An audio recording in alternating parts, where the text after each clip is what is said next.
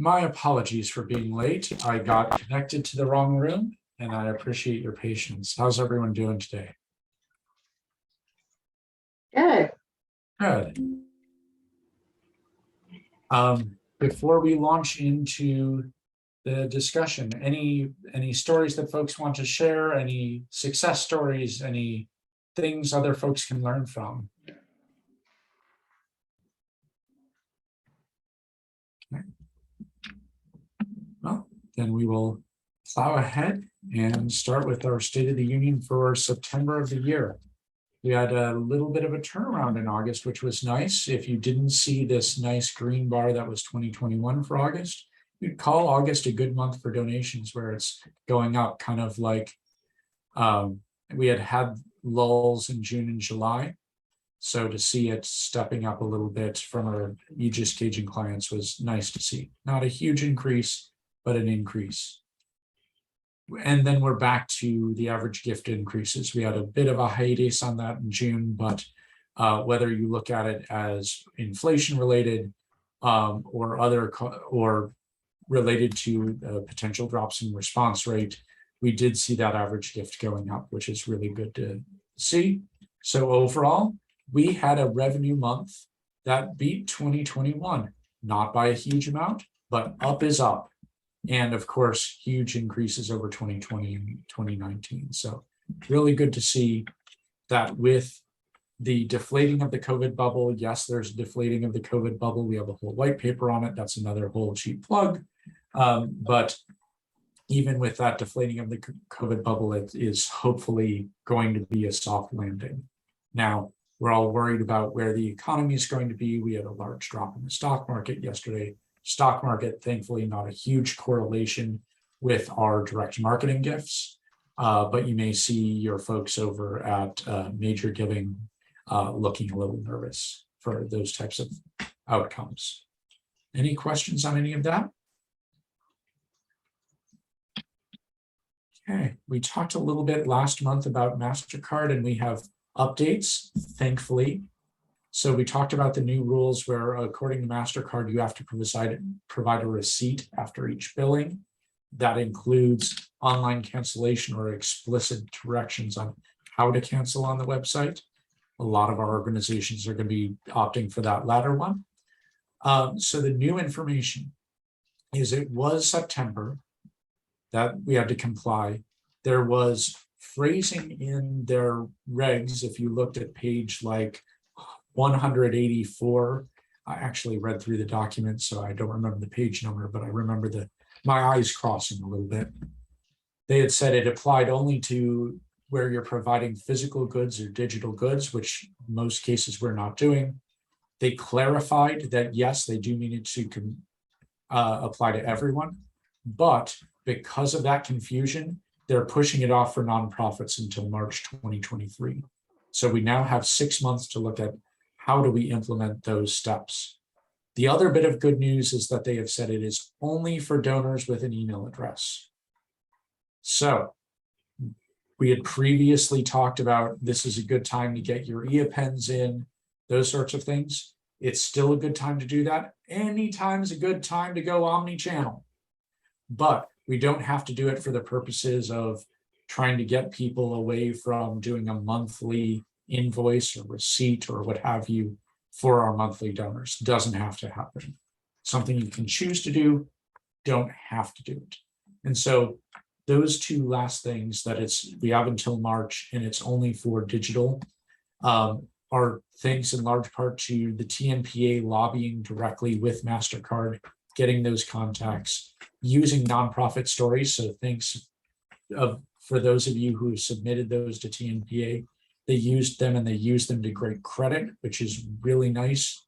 That they were able to get the deadline moved from, a week from tomorrow to 6 months from a week from tomorrow, which I guess would be 6 months, 8 days if I'm doing the math correctly.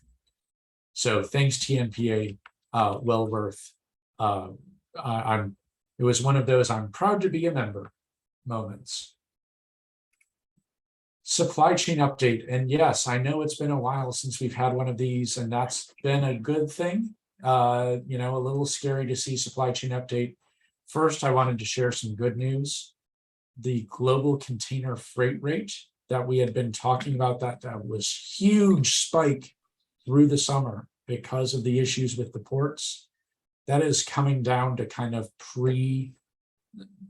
huge jump up levels. We're kind of in line with where we were in March and going down. So they've cleared a lot of that backlog, and the costs aren't what they were because the ships are able to go back and forth, which is a big advantage. So that's a bit of good news. There are a couple of things on the horizon. The first one is that Friday, the US freight railroads are preparing for a potential strike. This would involve over 100,000 workers. The cooling off period expires on Friday, could lead to strikes, could lead to lockouts. And they say here, could lead to congressional intervention. And that is probably the likely outcome at this point, that there will be a lockout or a strike or some sort of labor strife and a temporary movement, but that there would be swift government action to go to support this critical industry and kind of knock heads together until the contract comes down. Why are we talking about freight since most of our stuff moves through trucks? So everything that won't go onto a train will go onto a truck. And those of you who know that we had trucking capacity issues over the past months, especially, we talked about it a lot in the February through May timeframe. This would, they say, require 467,000 long haul trucks daily. There's not that capacity out there. And so the only way to get that capacity would be to pay more, which is itself inflationary. No one wants inflation. And so that's probably why there's going to be some swift action to try to curtail this. But it is worth knowing. It's also, from a more perspective, we would, we've been giving the guidance for the past over a year. Plan ahead, supply chain disruptions are coming. That guidance is still very much in place for this. We, I feel like, are in a good place. We have some of our own trucking. We make our own envelopes. We have 11 production facilities. So, hey, if your stuff is in Maryland, your production facility is usually in Oklahoma, we have a facility in Maryland that can do it and shift it easily. So we are ready to make those shifts around and talking to our production folks. Hopefully it will not become necessary. There's also the potential for disruption because the port labor on the West Coast is working without a contract and has been since July. The NAUTI issues, NAUTI with a K, issues there are around automation. They want to automate the ports. The people who would be replaced by the automation don't want that automation. And so that is a challenge there, and may cause, there may be that bump up in port prices if there's worker disruptions. We haven't heard anything, just want to make sure it's on folks' radar. So that's wanted folks to be aware of those. If next week we're working with you for trucking, this is why, for example. Interesting study from Piano on subscriptions, and they're talking about for-profit subscriptions, but a lot of what you're going to see here applies very nicely to what we talk about in terms of monthly giving. So wanted to share some of their findings. The device matters. One of the things, I presented this to our internal team Monday, and some of our digital folks said, yes, we are absolutely doing this, where we are prioritizing desktop in our sustainer ads, paying more for that, less for mobile, because we know that people convert better to sustaining gifts on desktops than they do on mobile. Now, the traffic's moving mobile, so that may not always be the case, and the volume may be decreasing, but if you can increase that percentage, so much the better. So that's something to be able to look at, working with whoever your vendor is to say, hey, is there a split in our conversion rates, mobile versus desktop? And should we prioritize our ads differently as a result? Good question to ask. We all know this, but it's really nice to see it quantified in terms of touch points. If a referrer has one touch point, 0.04% of them will convert. Just an additional channel of interaction with them increases it 10x. So the person who gets the social ad and the search ad 10 times more likely to convert than the person who gets just the search ad. And so that omni-channel donor surround sound approach, where we say, hey, you should be doing DRTV and adding in CTV and adding in programmatic digital and dropping in those mail touch points and making sure you have PSAs out there. It's not just because we want your money, although obviously we do. It is because those touch points ramp up and a lot of those are raise all boats. The sweet spot for conversion to subscription is in the first month. However, you still have 40% of people who register and then subscribe in month 2 through month 12.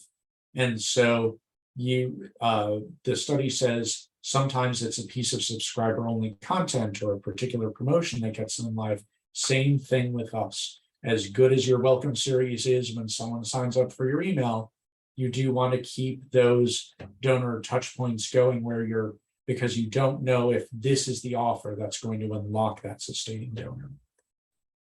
Not surprisingly, when you have a known donor and can personalize to them 45x the likelihood of them registering, not a surprise. Welcome series work. You see that those who are not very good at converting folks can have a churn of 1/3 in the first 24 hours of subscriptions. So making sure you're welcoming, always very valuable. Something to check. We know that PayPal is usually the number 3 payment processing behind usually Visa and MasterCard. Amex falls behind PayPal. Most of the clients I've seen, about 60% of the time when there isn't when a sustainer disables out of PayPal, it's because there's a new auto renewal setting in PayPal. And so there's a touch point that you can go back to your donor and say, hey, we didn't get your gift this month. Did you intend that? And so it's a nice opportunity to be able to go to that. All of the other failures are less than 1/3 of all auto renewal settings. So something to check. And then the need for multiple types of attribution, very valuable. Facebook, good at top of funnel, not so good at your final conversion. Doesn't mean that you don't want that Facebook touch point, looking back at the other sources of all of that adding up. But if you do last touch attribution, you'll say Facebook isn't making me money anymore. It's more using Facebook to build awareness, using search to help draw them in. And then those direct touch points are the ones that are best at getting someone over the hump to that subscription, that bottom of the funnel touch. But it's asking your vendor, asking your colleagues, what type of attribution are we doing? And if it's last touch, you may be discounting some of those really valuable awareness building activities that happen earlier on in the funnel. And as you'll see here, this is going to be probably about the only time I promote Facebook. I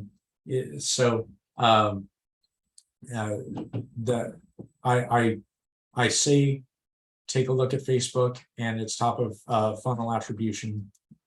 And it hurts me a little bit, but obviously the goal is to get people off of Facebook and engaged with quality organizations. So that I can certainly get behind.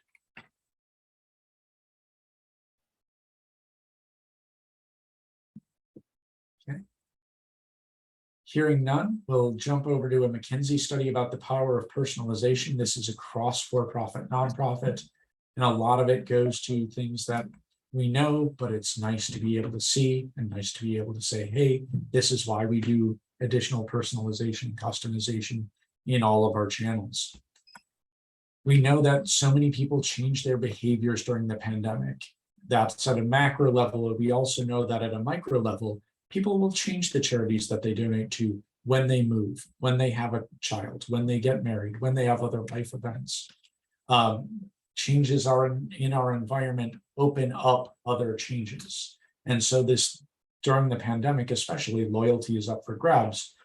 Personalization is expected now, and people get frustrated when they don't have it. And so it's gone from, oh my gosh, they know my name, back when I started in digital marketing in the early Mesozoic, to now it's like, Jan, you know my name. Do you know why I'm here? Do you know these other things about me? Because you should.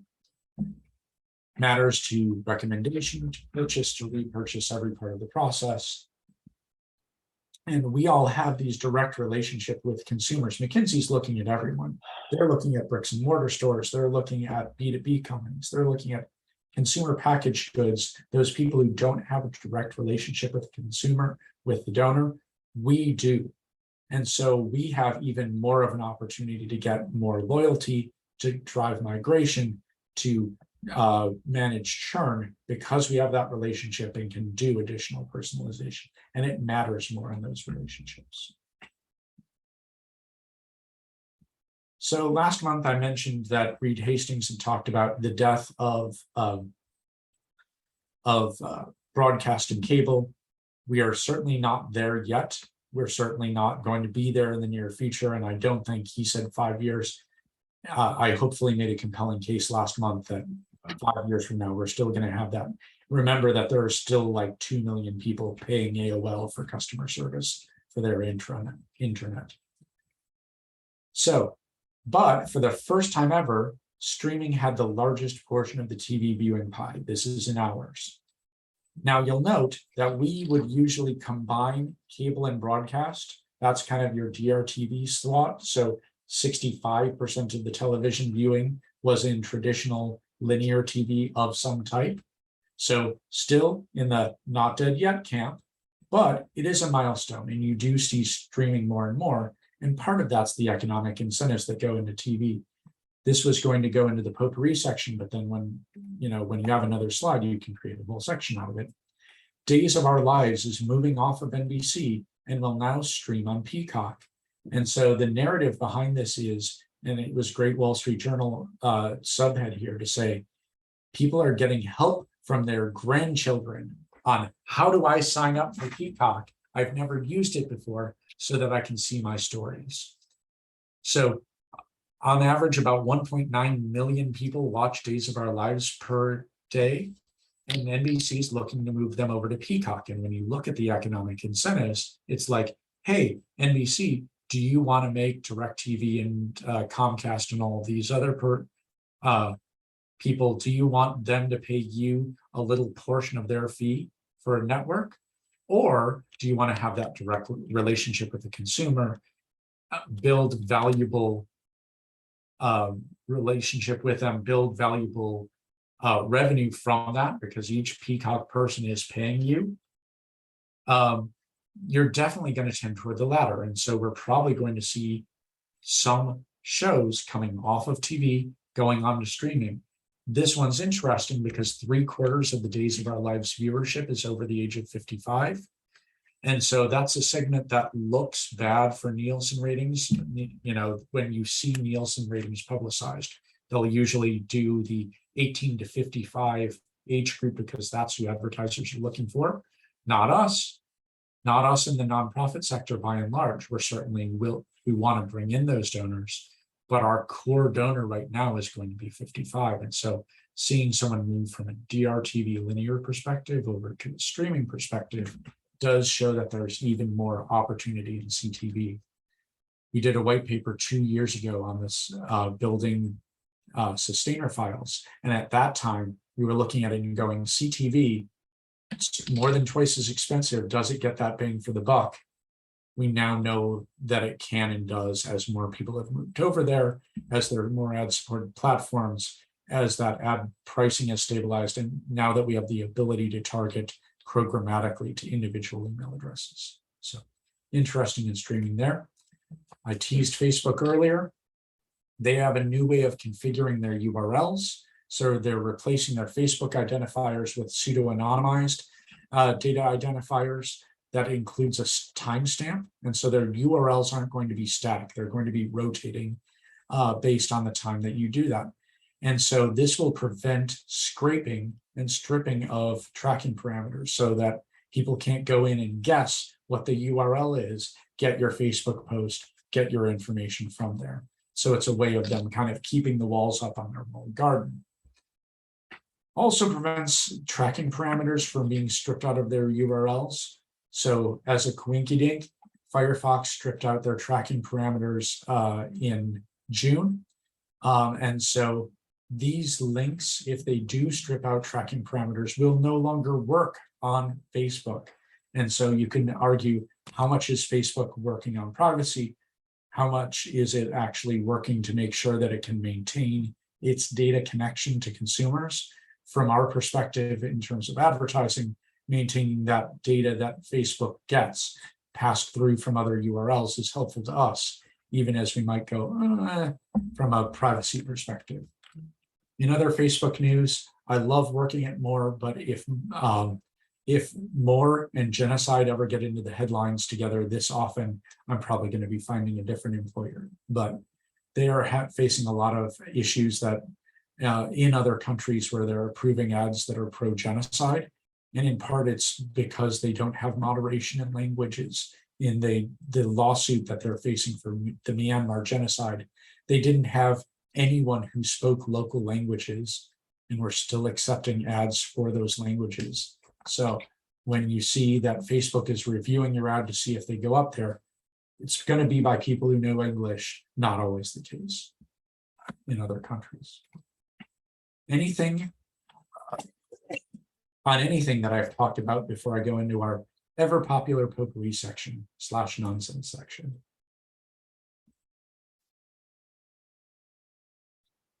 Okay, hearing none. There was a study in the Journal of Happiness Studies. Yes, there is such a thing. Previous studies had shown that people who volunteer are happier, but they didn't know if people who are happier volunteer or vice versa. So this study looked at causal relationships. And so they were able to use time series of the same people when they went from not volunteering to volunteering. And they found that the average volunteer gets a happiness boost of $1,000 a year. So volunteering in that experience is like getting a pay raise of $1,000. So we're clearly doing, as we approach people to become donors, to become volunteers, to engage with our organizations, we already knew that we were helping get them lower stress, higher lifespans, those sorts of things. We're also making them happier. So yay, let's keep doing the Lord's work there. Last month, I made fun of an image that was in a real for-profit presentation. That seemed to get some reaction. So let's try that again. Here's an actual chart from Gartner Research. I will give the content, I will donate the contents of my wallet to the organization that can explain everything that's going on in this chart to me. Probably the biggest note for me is that there's an oval that says lake, and there's an oval that says warehouse, and there's a tiny little overlap that they call lake house here. I don't have a lake house. I don't go to lake houses, but as I understand it, if you think your lake house is a warehouse that's on the lake, you are probably doing it wrong. And then this is from the Regional Air Quality Council that was posted on Twitter as perhaps the worst graph ever. I don't know that I can argue with that. It has 5 different axes, and this one I can actually explain because I've dug in through the colors, but it is absolutely 100% not worth it to explain. So speaking of studies, there was a landmark paper that came out in the Journal of Biomarkers, which is not a journal, but it had a very interesting result. They have a graph in there.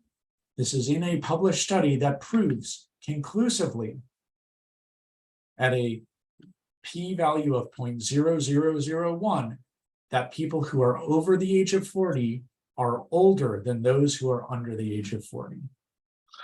You heard it here first, folks. Yep, there you go. proof positive. I like that there's still a 1 in a 10,000 chance that this is due to randomness. Hopefully we will see the study that disproves that people over the age of 40 or older. I would love to see that study for obvious personal reasons. Often when you see the news, you say, oh, that person, they interviewed all their neighbors and they didn't know they were keeping body parts in the freezer. And they say, it's always the ones you least expect. I am here to counter that. The headline was police, Pennsylvania man tries to find stolen human remains. I am here to argue it's sometimes the ones you most expect. This is the gentleman's mugshot. This gentleman here is Wally the alligator. Wally is an emotional support animal for a gentleman in Philadelphia. He has social media accounts talking about Wally. And Wally just goes through the park on a leash. The gentleman acquired Wally 6 years ago as part of a rescue. And he says that Wally's different from any alligator he's worked with over the past 30 years. He doesn't show anger, doesn't show aggression. He's never showed any of those things. He sleeps with the guy, he steals his pillows, steals his blanket. That is just an awesome alligator. And so people like seeing the Wally the docile alligator as they go through the park. And then finally, I spent 14 years again at Mothers Against Drunk Driving. And so I had Google alerts set up for every sort of drunk driving thing you ever did imagine. And as you go through that, you build up a bank of weird drunk driver stories. So I couldn't resist going back to my roots for this one. This is an emu. And the reason that there's an emu here is that there was a chef named Dean Wade in the UK. He ran out of his restaurant because he heard a screech and a crash, and there was a Jeep that smashed into the front of an empty shop, thankfully empty. Passenger fled the Jeep, and the driver, who was swaying and staggering all over the place, began to flee the scene as well. So the chef pursued him on foot. The chef chased him for about 15 minutes on foot until they both ended up in an animal sanctuary that's home to a huge emu and its babies. Now is probably a good time to mention the fact that in the 1930s, Australian troops fought a war against emus with machine guns. Sorry, the Australian troops had machine guns, not the emus, and lost. They said in journals at the time, they faced the machine guns, quote, with the invulnerability of tanks. These are hardy birds. And so the alleged drunk driver, I think I need to say at this time, tried to run again, but the emu kicked it, started pecking it. The alleged drunk driver tried to kung fu kick the bird. The bird just shrugged it off. The drunk driver went to the hospital with beak marks all over his body and was then arrested for drunk driving. So there's a proper buddy cop ending to this. The chef has been invited to appear on radio and TV across the UK, and the Emu Sanctuary has now entered into a partnership with that gentleman's kitchen where they use some of the vegetable peelings and scraps to help feed the emus and reduce food waste. So drunk driver caught, publicity for this brave chef, and a good look for the emu. So go, the Limu Emu, the Liberty Mutual reference, yes. You have to think of them when you think of emus nowadays. They're trying to do what Geico did for the gecko. So go Team Emu, go Team Chef. Happy endings all around. In education, we had a webinar yesterday about the new acquisition environment. That video is up on our webinars page on wearemore.com/webinars. It's up on our YouTube channel. And for those of you who signed up, we'll be sending out links for that shortly. Our next two coming up, we're doing membership programs unlocked on the 29th, and then multicultural fundraising on October 6th as part of Hispanic Heritage Month. So looking forward to seeing you there. Hopefully, any questions on anything I covered or anything I didn't cover, which I guess pretty much covers everything. Any questions?